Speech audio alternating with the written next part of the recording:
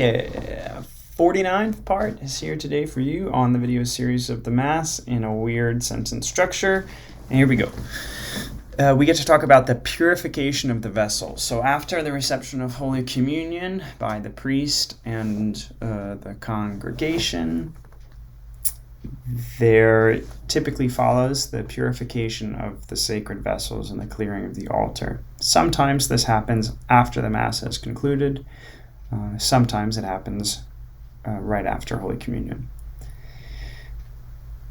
The priest says a really beautiful prayer, or the deacon or the instituted acolyte, who can also purify vessels, says a really beautiful prayer when this is happening. He says,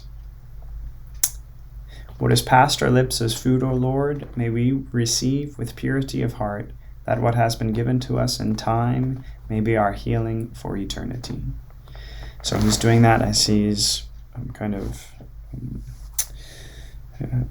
removing any particles of the host from the paten onto into the chalice, and similarly for any of the ciboria, which are the other containers that hold the body of our Lord and the Blessed Sacrament. Any particles of hosts are duly removed from that into the chalice, and the chalice is filled with water, and then the priest or the acolyte or deacon says that prayer that I just mentioned as he consumes that. Okay. And it's a beautiful prayer asking Jesus to purify the one who receives any of these particles of our Lord left, so that we might give due reverence to Jesus, because it would, like, Jesus is, here's the theology. Jesus is present under the accidents of bread and under the accidents of wine. Insofar as,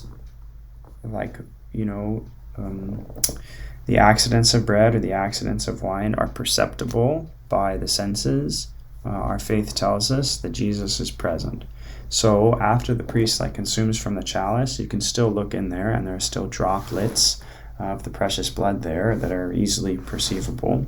Similarly, oftentimes there are different small particles of the host that are present there on the paten. So it's okay, well, we need to reverently consume these particles that remain, and that's done through this through practice called the purification or the ablution.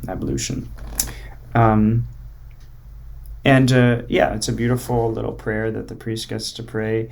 A kind of practical consequence for the congregation is that it affords them some silence to be able to pray and to recollect with Jesus in this beautiful moment of having received him in Holy Communion. Okay, so that's the next part of the Mass, purification of the vessels. And then next week, we'll talk about the announcements. No, I'm joking, probably we'll skip that. And go right to the closing prayer. Okay, God bless.